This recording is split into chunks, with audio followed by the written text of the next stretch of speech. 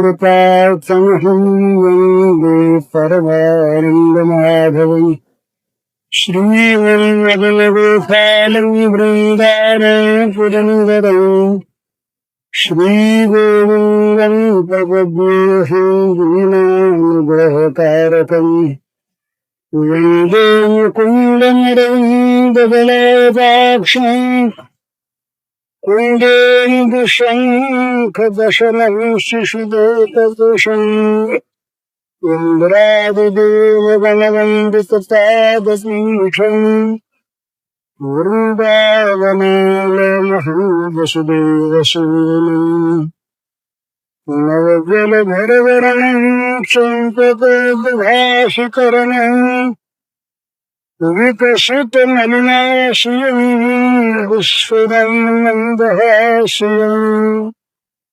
कनकरुचितकूलम् चारुगर्भावशूलम् कनकनिखिलसारम् नवगोपीकुमारम् वंशीविभूषितकरान्नवनीरदाभात् पीताम्बराधरुमुकुन्दफलाधरेष्ठात् पूर्णेन्दुसुन्दरमुखादरविन्दनेत्रात् कृष्णात् परं किमपि तत्त्वमहं न जाने। प्रश्न है, प्रभु प्राप्ति में सांसारिक भोगों से अधिक सुख है, इसकी अनुभूति कैसे हो? तो अनुभूति तो प्रभु प्राप्ति के सुख की प्राप्ति होने पर ही हो। पहले कैसे होगी? जलेबी का मिठास, लड्डू के मिठास तो दूसरे प्रकार का है, अच्छा है, ये तो हम कह सकते हैं, पर जब तक जलेबी खाई नहीं जाती तब तक अनुभव कैसे हो कि उसका स्वाद कैसा है। इसी प्रकार से प्रभु प्राप्ति में क्या सुख है, इस सुख की वास्तविक अनुभूति तो तब होगी जब प्रभु प्राप्ति हो जाएगी। परंतु ये युक्तियों से कुछ हम जान सकते हैं। प्रभु प्राप्ति की यदि इच्छा किसी के मन में पैदा हो जाए और किसी के हुई होगी तो वो जानता होगा कि उसको सुख और शांति अधिक हो रहे हैं। ये जितने भी संसार के प्रपंच हैं और संसार के प्रपंचों की कामनाएं हैं, इनमें कितना दुख है, इसकी अनुभूति हम सबको होने पर नहीं, इसमें जो सुख की भ्रांति है ना हमको, वो भ्रांति, वो मोह, अब की सुख मिल जाएगा, इसमें सुख है, इस प्रकार की जो धारणा है वो बार बार हमें मोहित करती रहती है। दुख को दुख नहीं मानते। जब कभी जीव अगर आता है, जब ज्यादा कुछ झंझट हो जाता है, तब दोस्तों भूल जाए और कहीं मन लगाते हैं और भूल जाए, शांति मिलती है हमें थोड़ी देर के लिए। तो जब भूल जाने से शांति मिलती है, तब ये प्रपंचों को छूट जाने पर, और जहाँ केवल शांति शांति सुख ही सुख है, ये महात्माओं की वाणी से, संतों की वाणी से हमें मानना चाहिए, उनका अनुभव है। उसमें कितना सुख होगा ये कह नहीं सकते, तो हमें पहले श्रद्धा करके उसमें चलना चाहिए।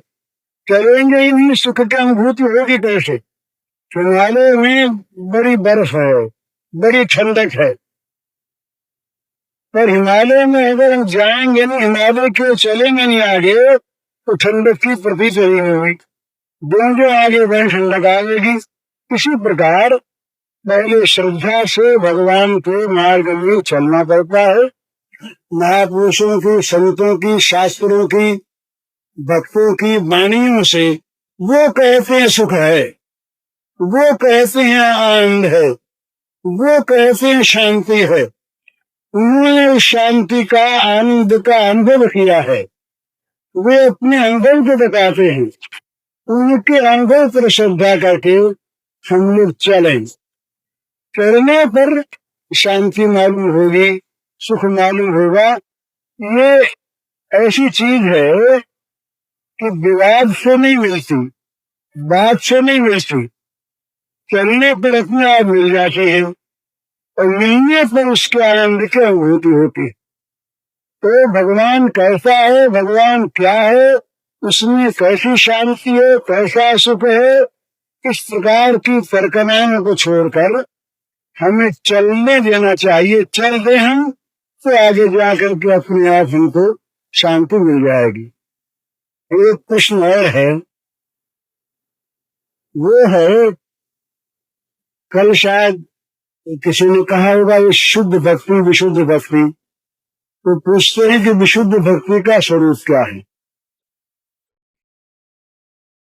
अब शेख जी तो बार बार कहते उस दिन कहा शेख जी ने कि विशुद्ध भक्ति वो है कि जिसमें किसी प्रकार की भी कोई भी कामना न हो, निष्काम भक्ति हो, सहज हो, प्रेम युक्त हो, वो विशुद्ध है। ये बात ठीक ही है। विशुद्ध का अर्थ यही है कि जिसमें भली भांति पवित्रता हो, किसी प्रकार का कोई उसमें मिश्रण न हो। ये वैष्णव में दो भक्ति मानी है, तो बहुत भेद है। एक शुद्धा भक्ति और विद्या भक्ति। शुद्धा भक्ति और विद्या भक्ति। शुद्धा भक्ति वो है जिस भक्ति में अपने लिए कुछ भी, कभी भी, कोई भी चाह नहीं, कि एक ही खास बात है। गोपी प्रेम के बाद जो कहते हैं उसमें यही एक तत्व है कि निज सुख की, अपने इंद्रियों की तृप्ति की, अपने आराम की, अपने इहलोक और परलोक के किसी प्रकार के सुख भोग की कोई भी, किसी प्रकार के भी, कभी भी चाह पैदा नहीं होती। मोक्ष भी एक चाह है, ये बहुत समझने की चीज है। मोक्ष शब्द की सिद्धि होती है बंधन की सिद्धि से। बंधन अगर नहीं है तो मोक्ष किस बात का। अगर कोई बंधा नहीं है तो छूटना कैसा। जहाँ छूटने की बात है वो वहाँ बंधन की अपेक्षा है। बंधन है तो छूटना है, और बंधन यदि है तो किसी को बंधन है। कोई बंधा हुआ है, जो बंधा हुआ वो छूटना चाहता है। तो मुक्ति में, मोक्ष में बंधन की अपेक्षा और बंधन के लिए अहम की अपेक्षा। और जहाँ अहम की मंगल कामना है, अहम बंधन से मुक्त हो जाए, ये मैं बंधन से मुक्त हो जाऊं, मैं संसार के आवागमन के दुखों से छूट जाऊं, मेरी जन्म मृत्यु के चक्र से मुक्ति हो जाए, ये मैं की मंगल कामना है, चाहे ऊंची से ऊंची कामना हो। तो ये मैं की मंगल कामना भी, अहम की चिंता जहां पर है वहां पर विशुद्धि नहीं, ये तत्व जान लेने का। इसीलिए पद्म पुराण में आया, भगवान शंकर के बात कहें कि जहां तक मुक्ति की भी इच्छा है वहां तक हृदय में पिशाचिनी बैठी है, और वो पिशाचिनी सारी प्रीति की, निष्काम प्रीति की, विशुद्ध प्रीति की जो एक अमृत धारा है उससे सुखाती रहती। ये कामना ज्वाला है, कामना को ज्वाला कहा है, ये आग है। कामना की आग चाहे किसी प्रकार की भी हो, वो कामना की आग जहां तक है वहां तक वो विशुद्ध निष्काम की सुधा धारा को सुखाती रहेगी। तो भक्त में मुक्ति की भी कामना नहीं होनी चाहिए। अपने अहम का किसी प्रकार का भी कोई भी अभाव उसे जब तक खटकता है अपना अलग, वहां तक अपनी चाह कोई है, और अपनी चाह जहां पर है वहां भगवान की विशुद्ध सेवा नहीं है। विशुद्ध सेवा नहीं है तो वो विद्या भक्ति है, शुद्धा भक्ति नहीं। इसीलिए ये जहां जहां पर गोपी प्रेम की चर्चा होती है उसको समझने के लिए बड़ी आवश्यक बात है। वहां ये लोक परलोक इनकी चर्चा ही नहीं है, तो शरीर की चर्चा तो हो कहां से। वहां तो एक अनोखी चीज विशुद्ध ये भाव राज्य है, जहां पर भगवान को सुख पहुंचाने की इच्छा है।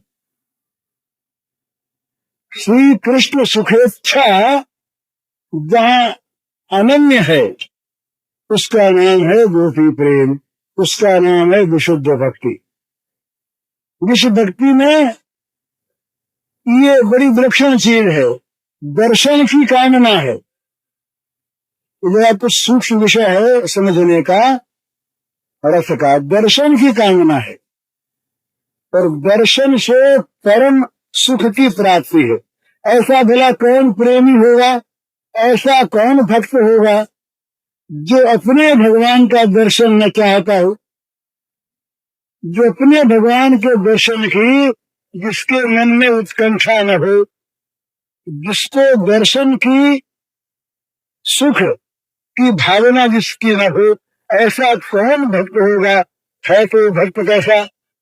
परंतु दर्शन प्राप्ति का सुख भी उसी अवस्था में स्वीकार किया जाता है यदि उनके दर्शन से होने वाले हमारे सुख की उपलब्धि उनको हो। हमें जो दर्शन से सुख प्राप्त हो रहा है वो सुख यदि उनके सुख को बढ़ाने वाला नहीं है, यदि उनको सुख देने वाला नहीं है, तो दर्शन की इच्छा होने पर भी दर्शन की आवश्यकता नहीं है। ये समझो ना, दर्शन की बड़ी उत्सुकता है, दर्शन की बड़ी चाह है, दर्शन के लिए प्राण छटपटाते हैं। दर्शन होने पर महान आनंद की प्राप्ति होगी निस्संदेह है, परंतु यदि उस दर्शन से होने वाला जो हमारा सुख है वो सुख प्रियतम श्री कृष्ण का सुख नहीं है तो हमें दर्शन की आवश्यकता नहीं है। वो अदर्शन ही हमारे लिए परम तृप्तिकारक ब्रह्मानंद से बढ़कर सुख है। क्यों कि इसमें उनको सुख। ये जो भाव है ना कि भी हमसे भगवान के दर्शन में रहा नहीं जाता, बड़ा सुंदर भाव है। भगवान के चरण स्पर्श बिना हमसे रहा नहीं जाता, बड़ा सुंदर भाव है। क्या चाहिए इस भाव के आगे। परंतु विशुद्धा भक्ति कुछ आगे बढ़ती है। वो कहती है विशुद्धा भक्ति, विशुद्ध प्रेम, विशुद्ध प्रीति कि यदि प्रियतम श्री कृष्ण नहीं चाहते कि तुम दर्शन करो हमारा, वो नहीं चाहते कि तुम स्पर्श करो, तो इनको उनकी सुख की इच्छा पूर्ण करने के लिए अपनी इच्छा का परित्याग बाध्य होकर करे, सो बात नहीं। भाई उनकी मर्जी है, नहीं करते, नहीं दर्शन देते, क्या करें, ये नहीं। ये बड़ी विलक्षण समझ में आनी बड़ी मुश्किल है कि न दर्शन होने का महान दुख, न दर्शन का महान दुख प्रियतम प्रेम होने के कारण से, तो तुम क्या ठप्पर करते हो? न दर्शन का महान दुख प्रियतम के सुख का कारण होने से महान दुख परम आनंद बन जाता है, माना नहीं जाता। विशुद्ध भक्ति की बात। अब रही एक और चीज, वो इससे भी और विलक्षण है। हम भोजन कर रहे हैं और भोजन कर रहे हैं, हमको अमुक चीज भोजन में हमको परसी गई है, उसको हम खा रहे हैं। हमारी जीभ उस वस्तु का स्वाद ले रही है और उस स्वाद से हमको सुख मिल रहा है। बिल्कुल सीधी सी बात है। तो स्वाद की अनुभूति तो होती है, क्योंकि वो तो जिह्वा है ही और रस को जानती है। तो स्वाद अगर अनुकूल है तो सुख होता ही है, पर वो सुख उसे रसना को तृप्त करने वाली वस्तु के संयोग से अपने को मिलने वाला सुख इसीलिए स्वीकार है कि इससे उनको सुख होता है। अगर न होता हो तो सुख की उपलब्धि होते हुए भी सुख की उपलब्धि उस प्रेमी को नहीं होगी, नहीं होगी। ये विशुद्ध प्रेम का एक स्वरूप। इसमें एक ऐसी चीज है, ये बिल्कुल लौकिक चीज है। एक सती स्त्री है, सती स्त्री के प्रति कहीं अत्याचार हो, उस अत्याचार में जो क्रिया होती है, उस क्रिया में सुख की अनुभूति हो सकती है, तो वो क्रिया चूंकि सती स्त्री के लिए महान दुखदायिनी है, इसलिए क्या उसको वहां सुख होता है? क्या हो भी सकता? क्या इंद्रियों को कितनी तृप्तिकर चीज मिल रही हो, पर उसके तो जी में इतना विद्रोह है, इतना वैर है कि वो उसे मार डालना चाहती है, वहां पर खुद मर जाना चाहती है। क्यों? तो ये जब लौकिक में ये चीज है, ये जो हम कहते हैं ना कि ये ऐसा हो कैसे, ये तो प्रत्यक्ष उदाहरण है हमारे सामने।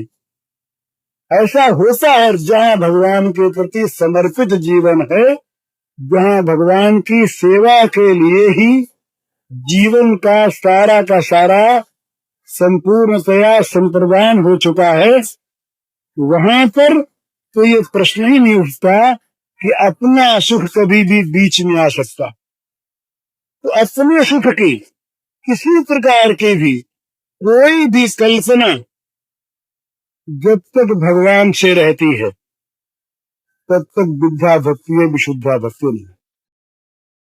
ये एक और विलक्षण बात इसमें है कि भगवान हमको देख करके प्रसन्न होंगे,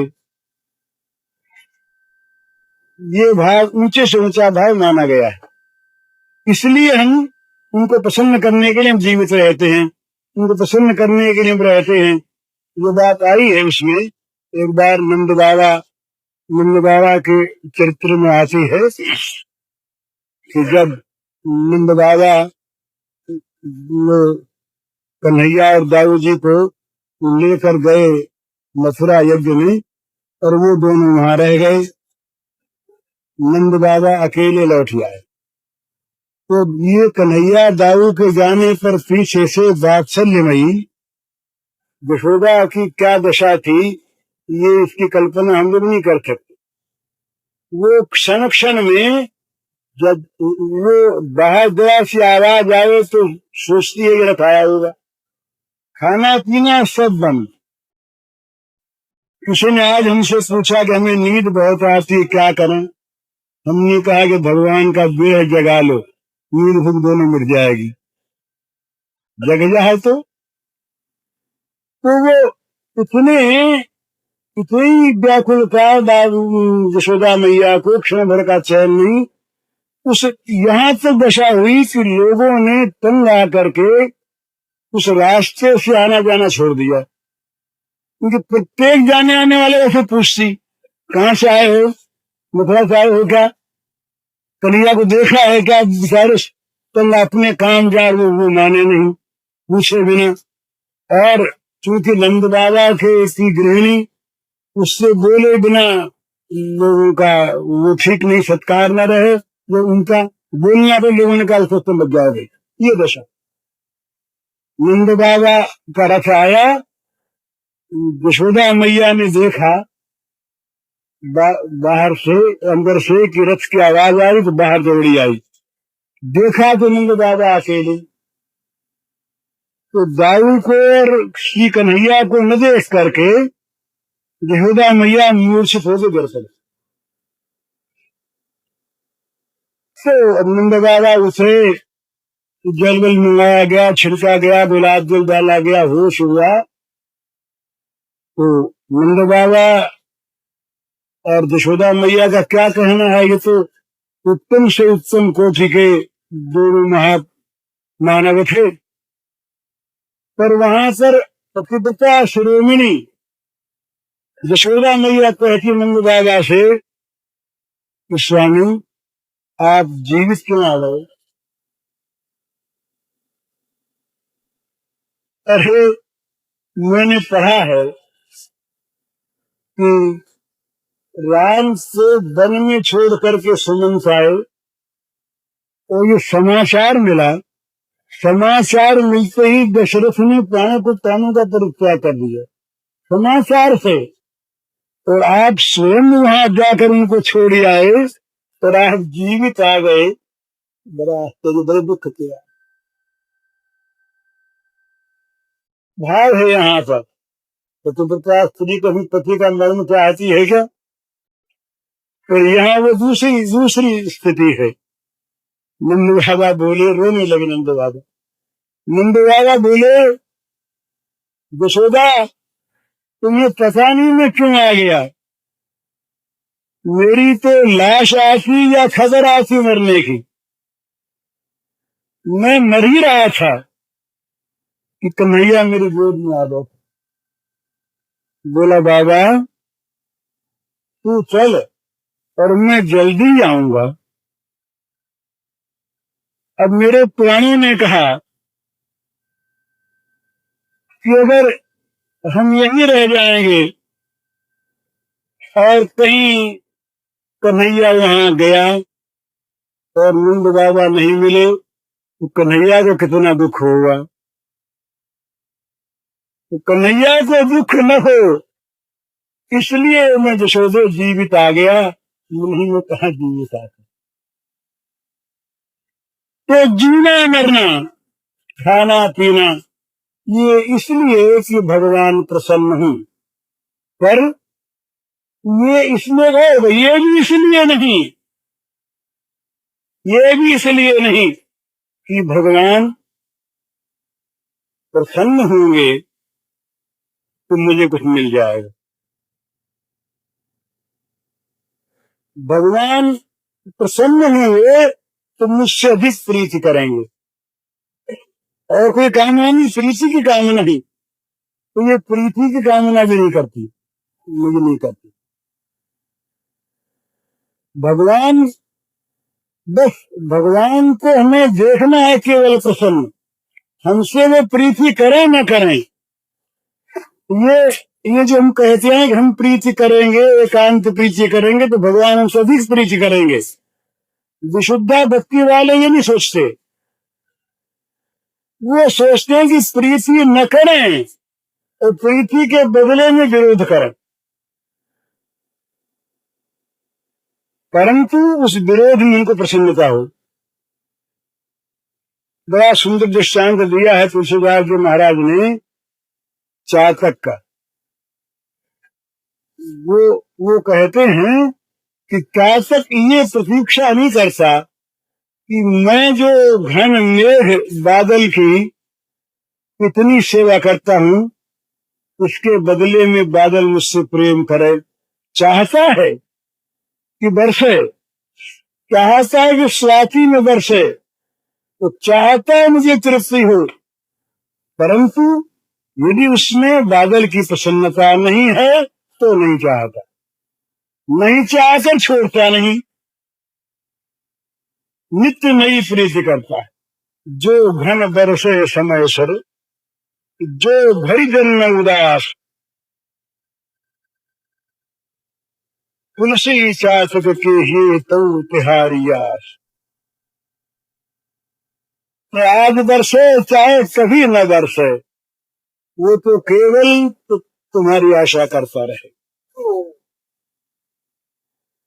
रटत रटत रसना लची, तृषा सूख गए अंग, तुलसी चातक प्रेम को नित नव नूतन रंग। प्रियतम मिलते नहीं, वो कहता है कि न मिलने में अगर उनको सुख हो तो न मिले, न मिलने में सुख हो तो न मिले। तो रटत रटत रसना लकी, तृषा सूख के अंग, तुलसी चातक प्रेम को नित नव नूतन रंग। रटते रटते जीभ सूख गई और प्यास के मारे कंठ सूख गए, परंतु इतनी साधना करने पर, इतनी सेवा करने पर, इतनी प्रतीक्षा करने पर, इतनी आशा करने पर, इतना एकांत समर्पण कर देने पर भी यदि वो जीव को और प्राणों को सुखा देता है, मेघ नहीं बरसता है, तो क्या चातक प्रेम छोड़ दे, दूसरे से कर ले? बोले न, तुलसी चातक प्रेम को नित्य नव नूतन रंग। चातक के प्रेम का जो रंग है वो तो नित्य नवीन होता रहता है।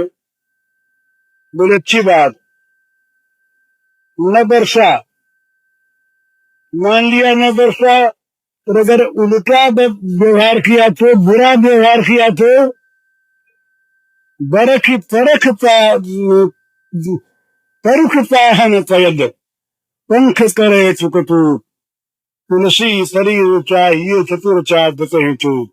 बरखी परुख पाहन तयद, पंख करे चुकतू।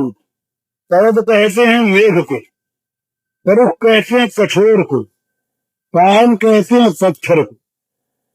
तो बरखी परुख पाहन तयद, मेघ जल बरसाने के बदले यदि बड़े बड़े कठोर पत्थर बरसावे और पत्थर बरसा कर उसके पंखों के टुकड़े टुकड़े कर दे,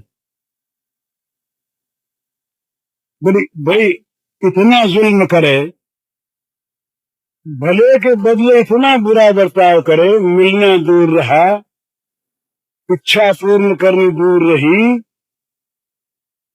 मान लिया कुछ नहीं किया, सताया, पर यहां तक कि मारी मारने लगा, तमाम सांखों को तोड़ दिया। अब तो कुछ उसको विचारना चाहिए चातक मूर्ख को कि वो अब तो उससे बधू से प्रेम करता रहेगा। बोले नहीं, वो चातक जो है चतुर है, मूर्ख नहीं। तुलसी शरीर में चाहिए चतुर चातक ही चूक।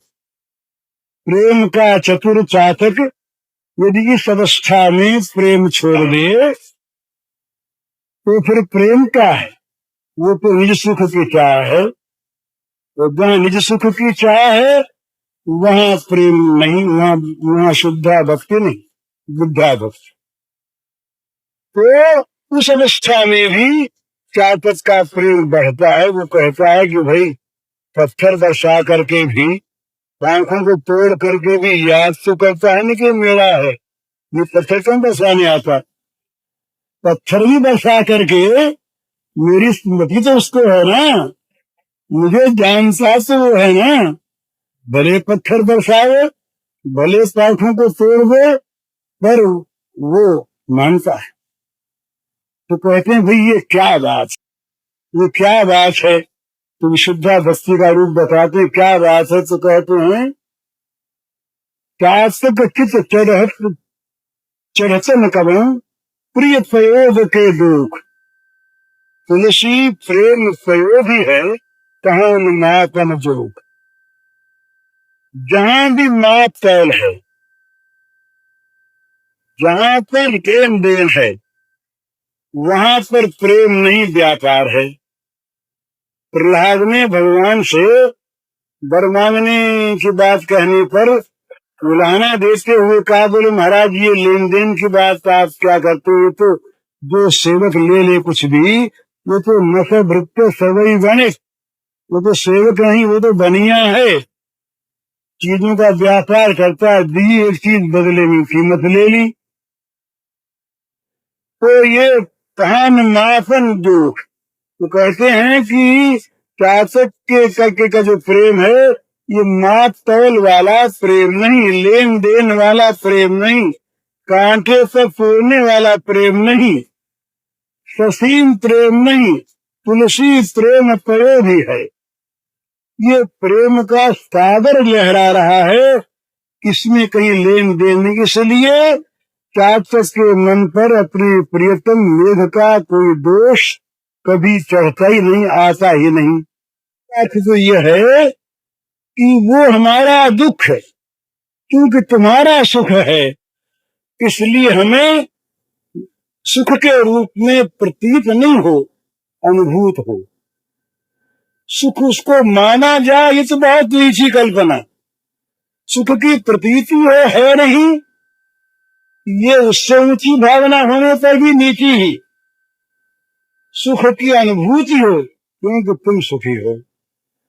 इस प्रकार की जो विशुद्ध प्रियता भक्ति है, तो इस प्रकार की भक्ति ये जितनी कहने में सहज है ना,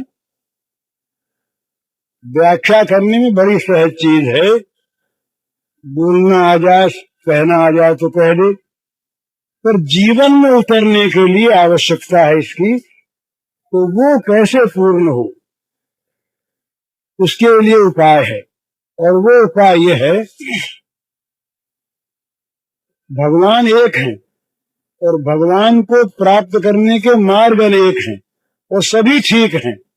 किसी से कोई द्वेष न करे, खंडन मंडन न करे, परंतु अपना जो ये एक मार्ग है, इस मार्ग पर दृढ़ निश्चय के साथ ऐसा मान ले कि मैं उनका हो गया, बस।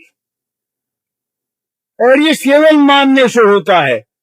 लड़की की सगाई हो गई, माता पिता ने घर में बात कर ली, उसने सुन लिया, हो गई। आजकल का समय दूसरा, डाइवोर्स चले, कुछ भी चले, लेकिन वो जमाना ऐसा था। सावित्री देवी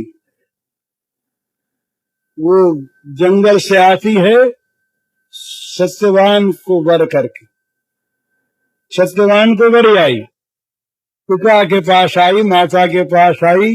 मंत्रियों ने कहा कि काम संपन्न हो गया, राजकन्या ने अपने योग्य वर का चुनाव कर लिया। पिताजी से कह दिया अमुक है, हो गया। नारद जी आ पहुंचे। नारद जी बड़े मंगलमय, उनकी चाहे क्रिया कैसी हो, करते मंगल ही मंगल है, दृढ़ कर देते हैं सिद्धांत का। नारद जी आए तो वो सावित्री सामने उसको लाए, पिता महाराज इसके संबंध की बातचीत हुई है। अब पिता है ना, कितना स्नेह, संबंध की बातचीत हुई है, तो अब बर अच्छा है ना। तो नारद जी ने बड़ी बड़ाई की, ये गुण है, ये गुण है, ये गुण, सर्व गुण संपन्न है। परंतु आते ही धक्का सा लगा महाराज को, क्या बात है? नारद जी ने क्या कहा? बोले महाराज क्या बात है? बोले नहीं, बात तो कुछ नहीं, परंतु विवाह के 1 वर्ष बाद सत्यवान की मृत्यु हो जाएगी। कितना कठोर ये प्रसंग है, जिसको लड़की बढ़ करके आई है, सगाई हो गई, उस लड़की के संबंध में एक देवर्षि, जिनकी बात में कोई संदेह नहीं, जिनकी भविष्यवाणी कभी झूठी हो नहीं सकती, वो साक्षात कहते हैं 1 वर्ष के बाद लड़का मर जाएगा। कठिन समस्या है। सावित्री, अब पिता का दिल दहला, लड़की को कैसे ब्याह दे। सावित्री से पूछा, बेटी ये नारद जी क्या कहते हैं? बोले हाँ कहते हैं। तो बोले क्या समर्पण 2 बार होता है महाराज? हो गया, हो गया। अब चाहे सत्यवान जिए चाहे न जिए, सावित्री सत्यवान की हो गई, हो गई।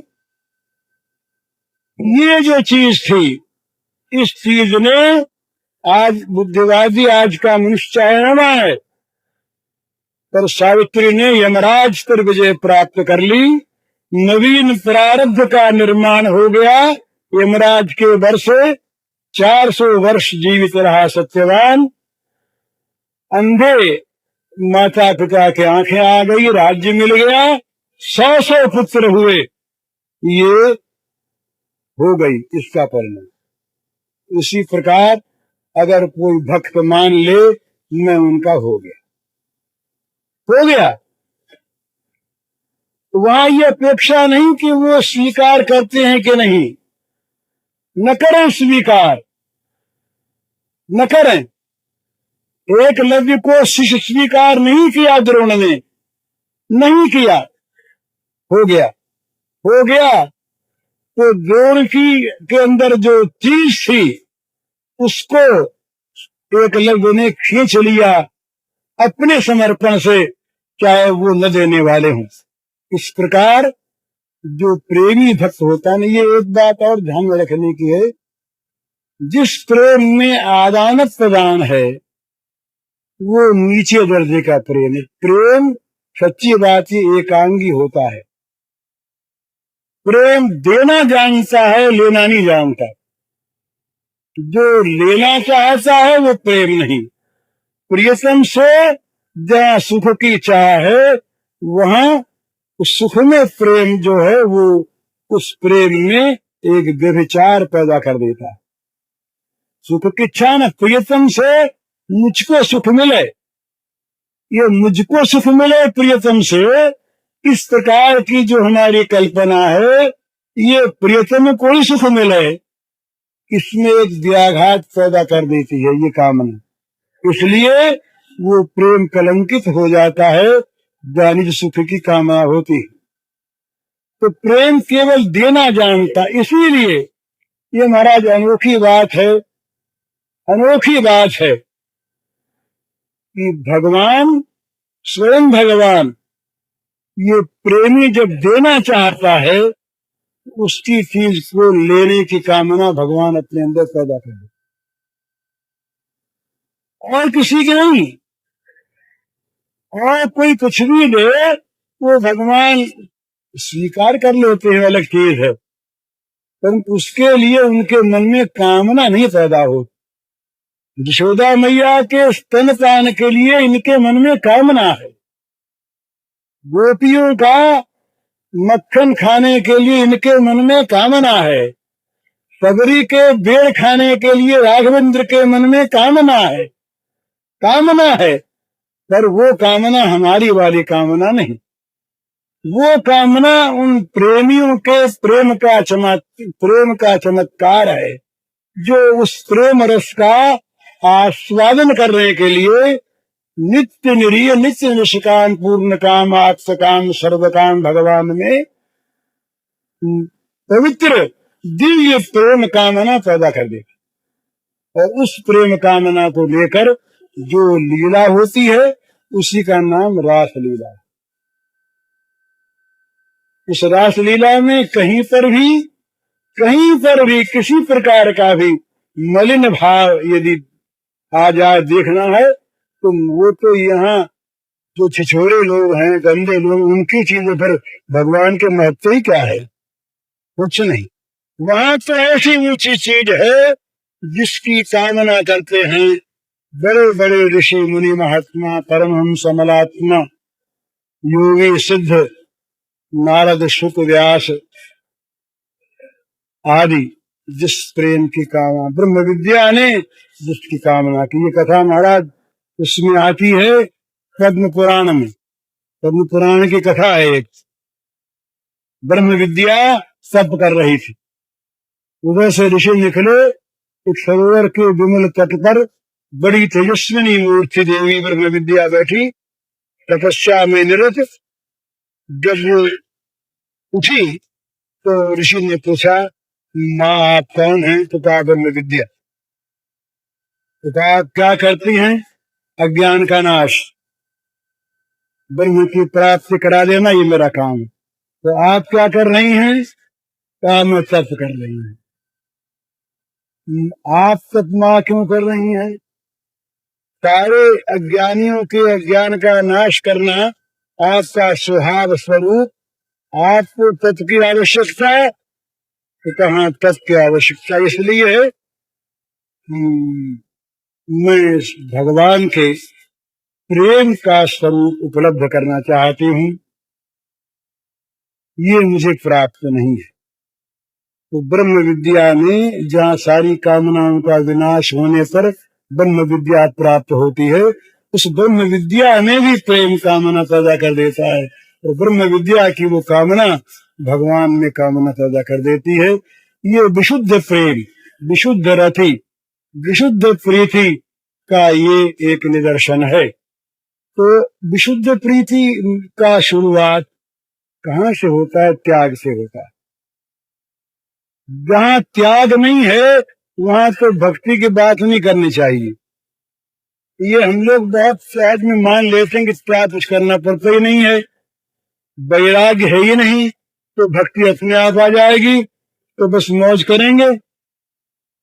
सच्ची बात तो यह है कि जहाँ भगवान में भक्ति है वहां भोगों से आत्यंतिक विरक्ति अपने आप है।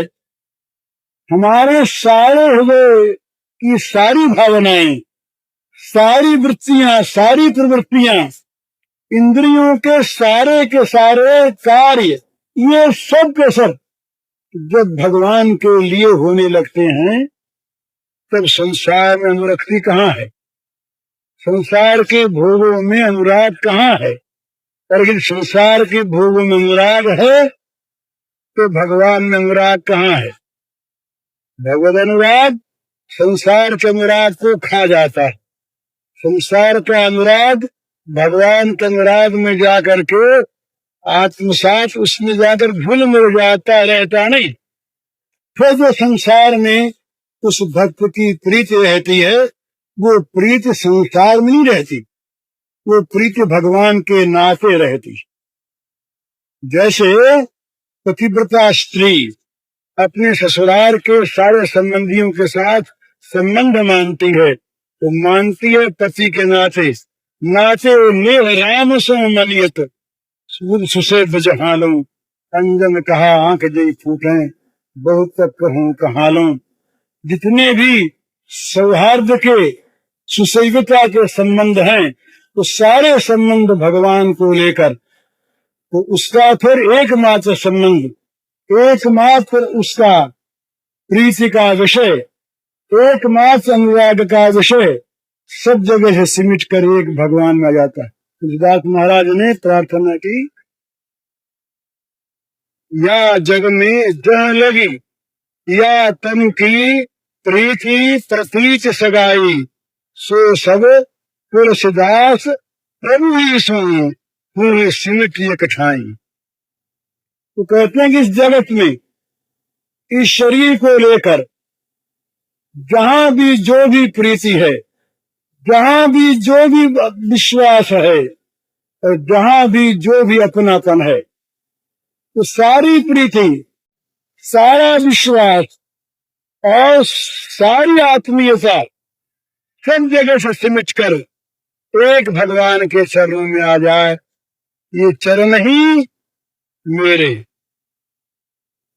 चरणों में आत्मीयता, चरणों में विश्वास, चरणों में प्रीति, इसके सिवा कहीं भी न प्रीति, न अनुराग, न भरोसा, न विश्वास। एक भरोसो एक बल एक आस विश्वास, एक राम रघुनाथ हित चातक तुलसीदास। इस प्रकार की स्थिति में ये भोगों से अनुरक्ति अगर रहती है तो भगवान से प्रीति नहीं। उनका भागा। उनको तुलसीदास महाराज कहते हैं, सुनाऊं माते लोग भागी, हरित जी हुई विषय अनुरागी। अभागे हैं वो जो भगवान को छोड़ करके विषयों में प्रेम करते हैं, अभागे। और लखन सम को बड़भागी, राम सदा रविंद अनुरागी। हनुमान सम को बड़भागी, राम सदा रविंद अनुरागी। जो रामानुरागी है उसके लिए एक बात और कही है भोगों की, रमा विलास राम अनुरागी, तजत बमन नर बल भागी। रमा विलास राम अनुरागी, तजत बमन नर बल भागी। जो बड़भागी नर कौन से? जो राम अनुरागी है, बाकी तो बड़भागी नहीं, अभागे। हमारे यहाँ मारवाड़ियों में एक ऐसा एक वाक्य, एक शब्द चलता है, जिसके पास पैसा हो बोले ये भाग्यवान है। पर ये ठीक है, पैसे की महत्ता बताने वाला शब्द है ये, पर ये भाग्य नहीं है। हिरण्यकशिपु के पास पैसा था, न तो पैसे में शांति है और न पैसे में भाग्य है, न पुण्य है न सुख है। ये तो आप देख रहे हैं आज के युग में, जब से शुरू हुआ ये यंत्र युग, 100 साल का है लगभग, उत्तरोत्तर उन्नति होती है यंत्र युग की। जितना यंत्र आया, मशीनें आई, उतना पैसा बढ़ा है, पैसा बहुत बड़ा है। पर आप जानते शांति बढ़ी है क्या? सुख बढ़ा है क्या? अमेरिका के पास बहुत पैसा, पर क्या अमेरिकन सुख शांति का अनुभव करते हैं? बोले भाई जीवन का मान बढ़ाओ, स्टैंडर्ड ऑफ लिविंग। क्या चीज है? स्टैंडर्ड ऑफ लाइफ नहीं बढ़ाते। अंतर है बड़ा, standard of living and standard of life. उसमें बढ़ता जीवन का स्तर ऊंचा करो, वो नहीं। जीवन का स्तर ऊंचा होता है सद्भावनाओं से, सद्गुणों से, सदाचार से, त्याग से, भगवत भक्ति से। जीवन का स्तर ऊंचा, स्टैंडर्ड ऑफ लाइफ। ये क्या? जीवन यात्रा का बढ़ाओ, आवश्यकता बढ़ाओ। एक जूते की जगह 5 जूते हों, 5 तरह की पोशाक हो, मोटर हो, अमुक गाड़ी हो, अमुक प्रकार का, ये जितनी आवश्यकताएं बढ़ाई जाएंगी उतना ही भोगों का प्रयोजन अधिक होगा, उतनी अशांति अधिक होगी, उतना ही पाप अधिक होगा, उतना ही वैमनस्य कलह अधिक होगा। आज ये जिस सभ्यता को हम वर्णनीय मानकर इसे चढ़ा रहे हैं, वो सभ्यता हमें और भी दुखों में डालेगी, और भी ये अभिशाप रूप सिद्ध होगी। ये विज्ञान देव की जो उपासना उन लोगों ने की, और ये विज्ञान का जो आशीर्वाद आज प्राप्त है ना हमको, ये आशीर्वाद नहीं अभिशाप है, ये विज्ञान का अभिशाप है। ये अणु बम और हाइड्रोजन बम इस विज्ञान की, आज के विज्ञान की देन है। भला ये न होता तो जापान के 2 शहर लाखों आदमी नष्ट क्यों हो जाते मिनटों में? ये मनुष्य की सभ्यता का क्या ये चिन्ह? क्या इस धन से सुख शांति मिलती है? क्या इस वैभव से सुख शांति की प्राप्ति होती है? ये हमारी इच्छा, ये तो दुराशा है। भगवान को कहते हैं त्याग दुराशा जीते। तो इससे तो ये भाग्यवान का चिन्ह नहीं। आज का धनी, आज का अधिकारी और आज का विज्ञानी भाग्यवान नहीं है, ये कई बार जरूर है, पर ये सत्य है। वो स्वयं अंधकार में है और लोगों को अंधकार में ले जाना चाहता है, ये सत्य स्पष्ट है। यद्यपि विज्ञान अच्छा, विज्ञानियों की नियत को दोष नहीं, अच्छे काम होने चाहिए, सब ठीक, परंतु जब बुद्धि विपरीत दर्शनी होती है, जब बुद्धि तमसा छन्न होती है, जब विवेक का दुरुपयोग होता है, जब बुद्धि उल्टी हो जाती है, तो ये साक्षरा राक्षसा बन जाते हैं। साक्षरा है, उल्टा के पढ़िए, साक्षरा अक्षर वाले पढ़े लिखे विद्वान लोग, ये अगर उल्ट जाए तो क्या होगा? साक्षरा राक्षसा। मनुष्य में जब राक्षसीपन पैदा हो जाए, वो जब राक्षस भावों को उत्तेजन देने लगे, तब क्या है? फिर जगत का ध्वंस, उसका ध्वंस। तो वो भाग्यवान नहीं तो भाग्यवान कौन? रमा विलास राम अनुरागी, रजत दमन नर भागी। जो रामानुरागी हैं, वो रमा के विलास का त्याग करते कैसे? वमन युव, उल्टी करके, जैसे आदमी उसको नहीं झांकता, इस प्रकार से वो उस तरफ झांकते नहीं, उल्टी। ये हम लोगों को तो ये बुद्धि में ये हो रहा है ना।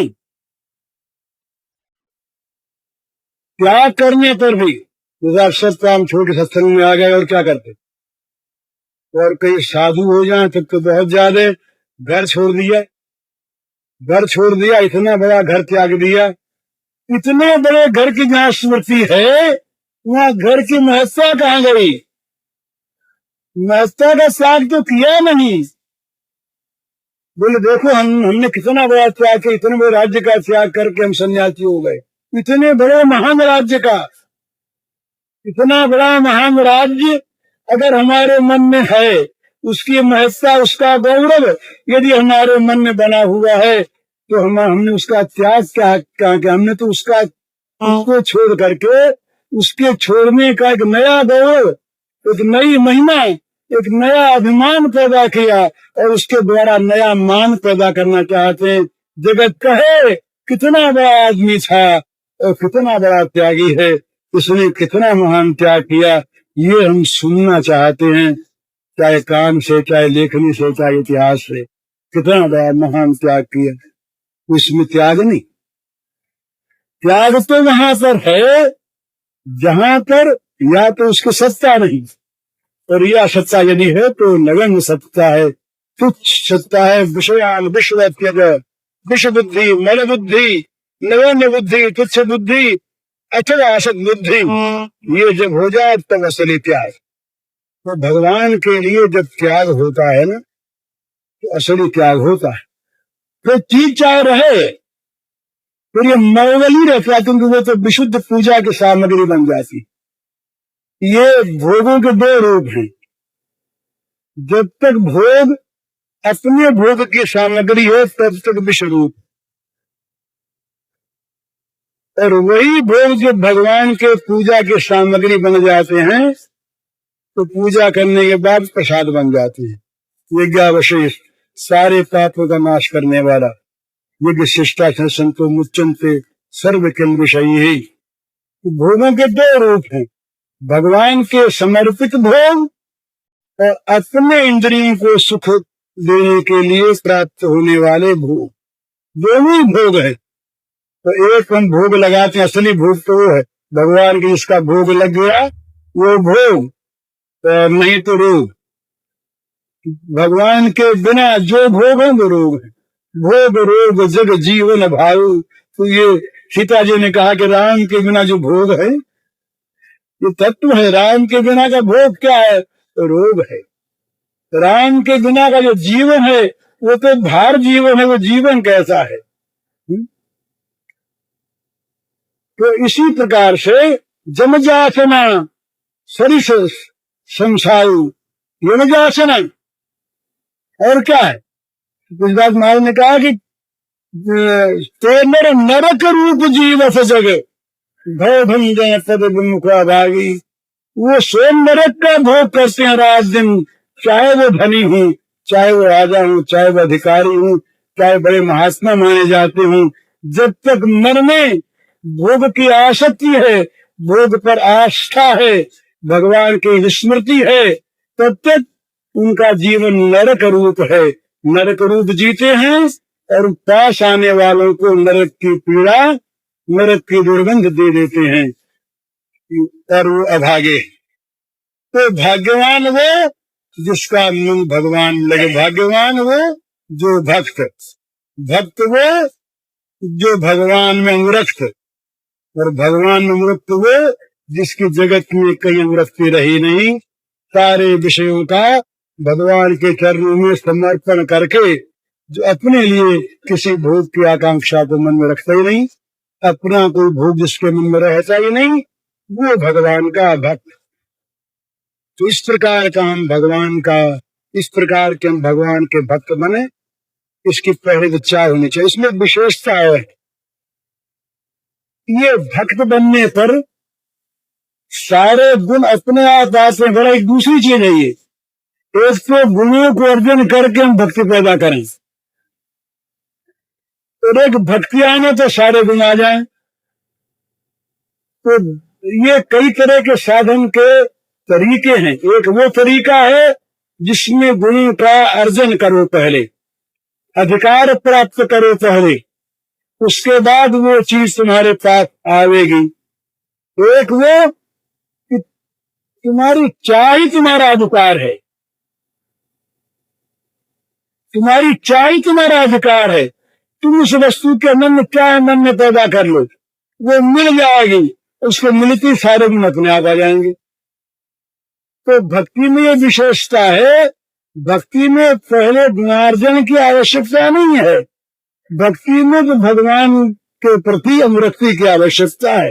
हम जैसे भी हैं, बुरे हैं, भले हैं, पापी हैं, दीन हैं, हीन हैं, पर हम तुम्हारे हैं, और इन सारे दोषों को दूर करने की तुम में ताकत है। तू दयालु दीन हो, तू दानी हो भिखारी हो, प्रसिद्ध पाठ की पर तू पाप तुम हारी।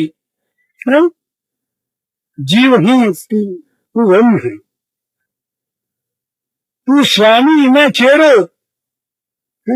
सब प्रकार से उनके साथ हमारा संबंध हो सकता है। उन्होंने ऐसा इस भक्ति में, इस शरणागति में इस प्रकार की सुंदर चीज है कि भगवान ने सबके लिए रास्ता खोल दिया।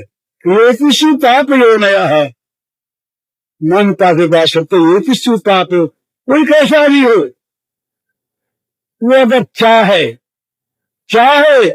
कि मैं तुम्हारा बनना चाहता हूँ, वो कहते हैं बनना चाहते हो, बोले हाँ चाहता हूँ, ठीक चाहते हो, हाँ भगवान ने देख लिया चाहता है, आ जाए गोदी में। तो जहां भगवान ने स्पर्श किया, चाहना ही स्पर्श करना है, चाहना ही सम्मुख होना है, सामने आया तो बस सम्मुख हो जीव मुहि जगही कोटि जन्म यगना सही क्षिप्रम भवति धर्मात्मा क्षिप्रम शश्वच्छांतिम निगच्छति कौन्तेय प्रतिजानीहि न मे भक्त प्रणश्यति कौन अपि चे सुदुराचार।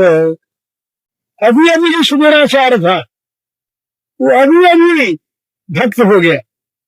क्यों हो गया? तो ठीक निश्चय पर आ गया, उसने कह दिया कि नाथ तुम मेरे और कोई मेरा नहीं। यूं कह के पुकार उठा, भगवान ने कहा अच्छी बात, तुम मेरे, तुम साधु। जहाँ भगवान ने साधु कहा, असाधुता सारी की सारी हट गई वहां से।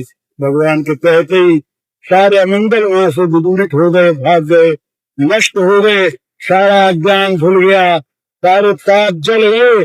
अब तो ये बड़े सुंदर चीज, इसके हम सब अधिकारी, ये सबसे बढ़िया चीज है। तो इसमें वो योग का यम नियम की आवश्यकता है, पर योग में पहले यम नियम हो, तब कहीं जाकर के अष्टांग योग की सिद्धि हो, यमुनी निर्कुशन हो। वैराग्य ये ज्ञान में साधन चतुष्टय की बड़ी आवश्यकता हो। और यहाँ तो केवल अपने भगवान को सुंदर सा, प्यारा सा, मधुर सा देखकर उसमें मन को फंसा देने की आवश्यकता है। अरे वो हमको तो तुम्हारी चाह,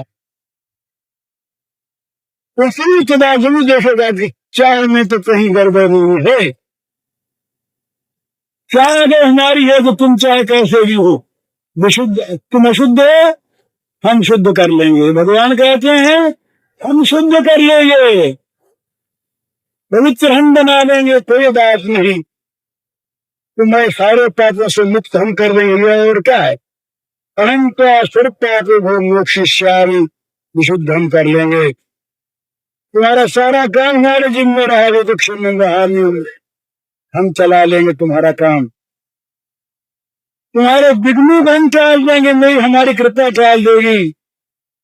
सब दुर्गानी मत प्रसादा तेरे शेषु, तो यहाँ बस भगवान के हो जाए हम। और भगवान के हो जाए हम कैसे, सीधी सी बात वो भी कही, मान लो हो गए। अभी मान लो हो गए, नहीं तो अभी शब्द नहीं आता। अभी आज जो कहा तुलसीदास जी ने, कोई राम को अगर राम के हो जाए तो अभी आज तुम्हारे तो तुम्हारे सारे बिगड़ी सुधर जाए। अभी क्यों, अभी हो जाओ, उनके हुए कि सारा काम बना। ये हम लोग कसर रख लेते हैं, कसर रख लेते हैं, उनके बनते नहीं, उनका बनने की कह करके भी रख लेते। जैसे अर्जुन ने रख लिया, अर्जुन तो महात्मा थे, वो तो नरावतार थे भगवान के, उनके संबंध में कुछ दोष के बाद कहना ये तो पाप है। पर वो हम लोगों की बुद्धि शुद्ध है इसलिए दिखलाया।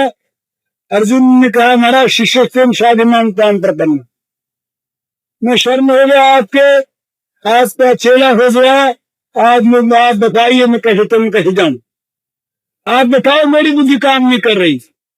यो कहते ही क्या गए, मैं छिट नहीं। भगवान हंसे, अरे ये पागलपन की बात करता है, पूछता है क्या करें, रत्न दे देता है पहले ही। अच्छा हुआ 18 जाए, नहीं चलती, नहीं तो 17 नहीं चलती। फिर अर्जुन अगर कह देता समझ गया तो बात दूसरी हो जाती, तुम करो जैसे अंत में कह दिया नष्ट है वाली बात, नहीं कह देता तो काम ही नहीं, वहां कर नहीं करूंगा। भगवान ने समझाया था। पूज्य श्री भाई जी के इस प्रवचन का शीर्षक है भगवत प्राप्ति का सुख और इसका 65 संख्या है 31।